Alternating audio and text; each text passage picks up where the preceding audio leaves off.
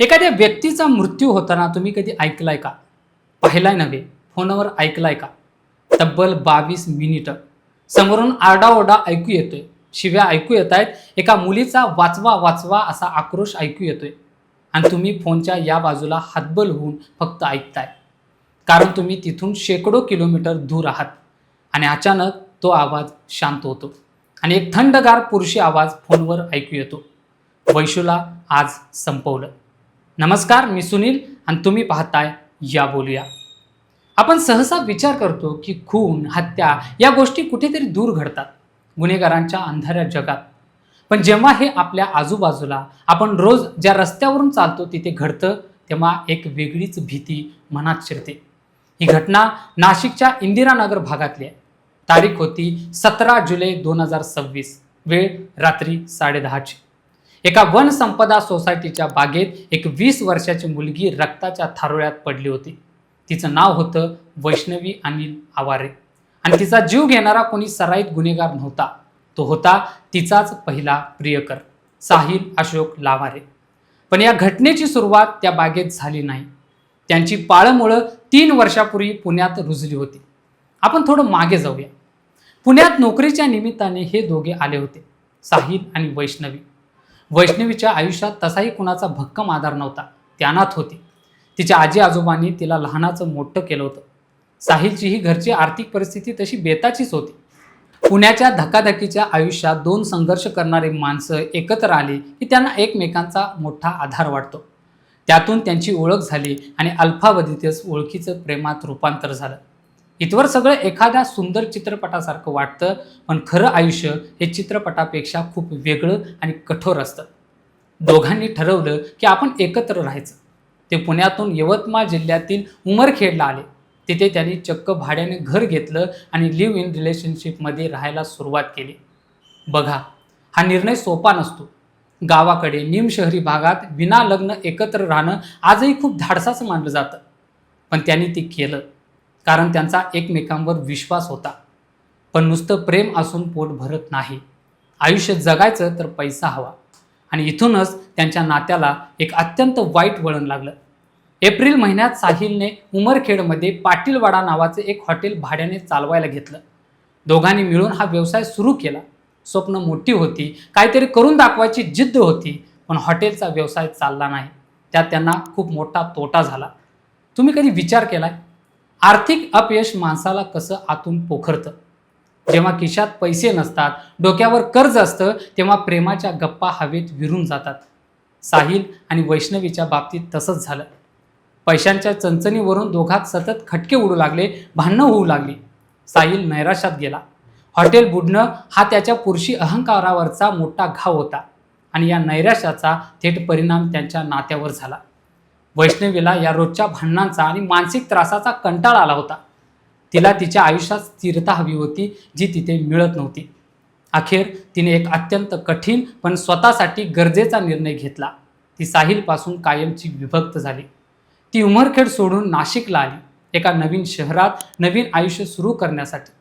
तिथे ती इंदिरानगर भागात एका पेईंग गेस्ट किंवा PGमध्ये राहू लागली. नोकरीचा शोध सुरू होता. वैष्णवीने भूतकाळ मागे टाकून हिमतीने पुढे जाण्याचा प्रयत्न सुरू केला होता. पण साहिलचं काय? साहिलसाठी हा दुहेरी धक्का होता.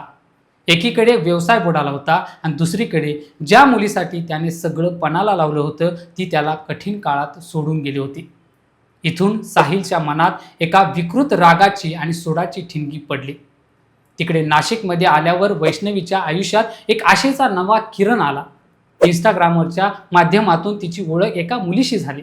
त्या मुलीचा भाऊ, ज्याला आपण गोपाळ म्हणूया, त्याच्याशी वैष्णवीची ओळख वाढली. वैष्णवीच्या मैत्रिणीने त्या मुलाच्या बहिणीला विश्वासाने सांगितलं की वैष्णवी खूप चांगली मुलगी आहे. ती अनाथ असली तरी एक चांगला संसार करेल. आणि इथूनच वैष्णवी आणि त्या मुलाच्या लग्नाची बोलणी सुरू झाली. या टप्प्यावर वैष्णवीने जे केलं ते खरंच कौतुकास्पद होतं. तिने आपला भूतकाळ अजिबात लपवला नाही. तिने तिच्या होणाऱ्या नवऱ्याला साहिलबद्दल सगळं अगदी स्पष्ट सांगितलं. ती साहिलसोबत लिव्ह इनमध्ये राहिली होती. तिचं त्याच्यावर प्रेम होतं, हे सगळं काही तिने प्रामाणिकपणे सांगितलं. अनेकदा लोक जुन्या गोष्टी लपवतात, पण तिने तसं केलं नाही.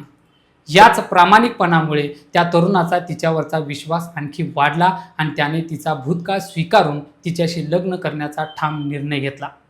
वैष्णवी आता खऱ्या अर्थाने सेटल होणार होती, सुरक्षित होणार होती.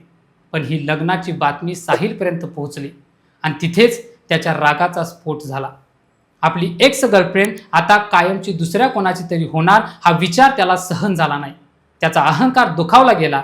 ती माझी नाही तर ती जगात कोणाचीच नाही, ही विषारी मानसिकता त्याच्या डोक्यात घर करून बसली. त्याच्यातल्या वेडेपणाची पातळी इतकी वाढली होती की त्याने यवतमाळवरून नाशिकपर्यंत तब्बल 516 किलोमीटरचा प्रवास केला. तो नाशिकला आला, वैष्णवीला शोधू लागला. हत्येच्या 2-3 दिवस आधीपासून तो तिथेच होता. तो तिला सतत फोन करून त्रास देत होता, तिच्यावर पाळत ठेवत होता. माझ्यासोबत परत चल, अमरावतीला चल, असा तो सतत आग्रह करत होता. पण वैष्णवी आता आपल्या निर्णयावर ठाम होती. तिने स्पष्ट शब्दात नकार दिला. अखेर 17 जुलैची ती रात्र उजाडली. साहिलने रात्री 9 वाजता थेट वैष्णवीच्या होणाऱ्या नवऱ्याला फोन लावला आणि अत्यंत अरेरावीने त्याला सांगितलं, वैष्णवीला समजावून सांग आणि तिला माझ्याकडे पाठवून दे. त्या तरुणाने साहिलला स्पष्ट बजावलं की वैष्णवीला यापुढे त्रास देऊ नकोस. पण साहिल काहीही ऐकण्याच्या मनस्थितीत नव्हता. रात्री साधारण 10:15च्या सुमारास साहिल वनसंपदा सोसायटीच्या उद्यानात पोहोचला. तिथे वैष्णवी तिच्या मैत्रिणीसोबत गप्पा मारत बसली होती. साहिलने तिथे जाऊन पुन्हा वाद घालायला सुरुवात केली. परिस्थिती हाताबाहेर जाते हे पाहून वैष्णवीने घाबरून तिच्या होणाऱ्या नवऱ्याला फोन लावला आणि सांगितलं की साहिल इथे आलाय. आणि तो कॉल सुरूच राहिला. 1 मिनिट, 2 मिनिटं, तब्बल 22 मिनिटं तो फोन कॉल सुरूच होता. विचार करा, 22 मिनिटं. एका बाजूला तुमचा जीव की प्राण असलेली व्यक्ती संकटात आहे, ती कोणाशी तरी भांडते आहे, स्वतःला वाचवण्याचा प्रयत्न करते आहे आणि तुम्ही फोनच्या पलीकडे काहीही करू शकत नाही. तो होणारा नवरा हा सगळा थरार हातबल होऊन ऐकत होता. तिथे बागेत दोघांमध्ये जोरदार वाद सुरू होता. साहिल तिला आपल्यासोबत चलण्याचा हट्ट करत होता. तिने नाही म्हणताच त्याचा संयम पूर्णपणे सुटला. त्याने सोबत आणलेला धारदार चाकू काढला आणि वैष्णवीच्या गळ्यावर आणि अंगावर सपासप वार करायला सुरुवात केली. तिची मैत्रीण मदतीसाठी जीवाच्या आकांताने ओरडत होती, पण तोवर खूप उशीर झाला होता. गळ्यावर झालेल्या गंभीर वारामुळे वैष्णवी रक्ताच्या थारोळ्यात कोसळली आणि तिचा जागीच मृत्यू झाला. पण या घटनेचा सर्वात हादरवणारा आणि अंगावर काटा आणणारा क्षण यानंतर आला. वैष्णवीचा जीव गेल्यानंतर साहिल तिथून पळून जाण्यापूर्वी तो सुरू असलेला फोन त्याने हातात घेतला असावा किंवा फोन जवळ जाऊन तो बोलला. तो त्या होणाऱ्या नवऱ्याला अत्यंत थंड आवाजात म्हणाला, वैशूला आज संपवलं. एवढंच नाही, त्याने अत्यंत निर्विकारपणे आणि निर्लज्जपणे त्याला विचारलं, तू कुठे आहेस? तुला इथे पोहोचायला किती वेळ लागेल? तुम्ही विचार करा, ही कसली मानसिकता आहे. एका मुलीचा निर्गुण खून केलाय, जिच्यावर तो कधी काळी जीवापाड प्रेम करत होता आणि आता तिच्या मृतदेहाजवळ उभा राहून तो तिच्या होणाऱ्या नवऱ्याला थेट आव्हान देतोय. हे फक्त एका रागाच्या भरात केलेलं कृत्य नव्हतं, हा स्वतःचा अहंकार शांत करण्याचा, प्रतिस्पर्ध्याला हरवल्याचा एक विकृत आनंद साजरा करण्याचा प्रकार होता. यानंतर साहिल तिथून मोटारसायकलवरून पळून गेला. लोक गोळा झाले. पोलिसांनी धाव घेतली. वैष्णवीला तातडीने सिव्हिल हॉस्पिटलमध्ये नेण्यात आलं, पण तिथे डॉक्टरांनी तिला मृत घोषित केलं. तो होणारा नवराही घटनास्थळी पोहोचला, पण तोपर्यंत वैष्णवी जग सोडून गेली होती. इकडे पोलीस आता साहिलचा शोध घेत होते. नाकाबंदी सुरू होती, पण दुसऱ्या दिवशी पहाटे शनिवारी या प्रकरणाला एक अनपेक्षित आणि धक्कादायक वळण लागलं. घटनास्थळापासून अवघ्या 2 किलोमीटर अंतरावर इंदिरानगरच्याच एका जॉगिंग ट्रॅकजवळ एका कडुनिंबाच्या झाडाला साहिलचा मृतदेह गळफास घेतलेल्या अवस्थेत सापडला. त्याने आत्महत्या केली होती. आता इथे आपण थोडं थांबून शांतपणे विचार करूया, त्याने आत्महत्या का केली? मगाशी तो फोनवर आव्हान देत होता, स्वतःला खूप ताकदवान समजत होता आणि काही तासातच त्याने स्वतःचा जीव घेतला. याला गुन्हेगारीच्या भाषेत मर्डर सुसाईड डायनॅमिक्स म्हणतात. खून करताना डोक्यात एक प्रकारची गुंगी असते, रागाची आणि सुडाची. पण जेव्हा तो एकटाच अंधारात पळत असेल तेव्हा त्याचा तो राग ओसरला असावा. आपण काय करून बसलोय याचा भयंकर साक्षात्कार त्याला झाला असेल. पोलिसांची भीती, तुरुंगाची भीती तर असेलच, पण त्याहीपेक्षा मोठी गोष्ट म्हणजे ज्या वैष्णवीला परत मिळवण्यासाठी त्याने हे सगळं क्रौर्य केलं, ती आता या जगातच नव्हती आणि तिच्याशिवाय त्याच्या अस्तित्वाला काहीच अर्थ उरला नव्हता. याच शून्य अवस्थेतून आणि अंतिम नैराश्यातून त्याने झाडाला गळफास लावून स्वतःला संपवलं असावं. ही घटना फक्त एक क्राईम न्यूज नाही, हा आपल्या समाजाचा, आजच्या तरुणाईच्या मानसिकतेचा एक अत्यंत विदारक आरसा आहे. आपण कुठे चुकतोय? प्रेम म्हणजे कोणावर तरी मालकी हक्क गाजवणं नाही, हे आपल्या मुलांना कधी समजणार? नाही ऐकण्याची सवय आपण का विसरलोय? एखाद्याने आपल्याला नकार दिला तर तो खिलाडू वृत्तीने स्वीकारण्याची परिपक्वता का संपत चालली आहे? वैष्णवीने काय चूक केली होती? व्यवसाय बुडाला, नातं टिकत नव्हतं, रोज भांडणं होत होती, म्हणून तिने स्वतःचा मार्ग वेगळा निवडला. यात तिची काहीच चूक नव्हती.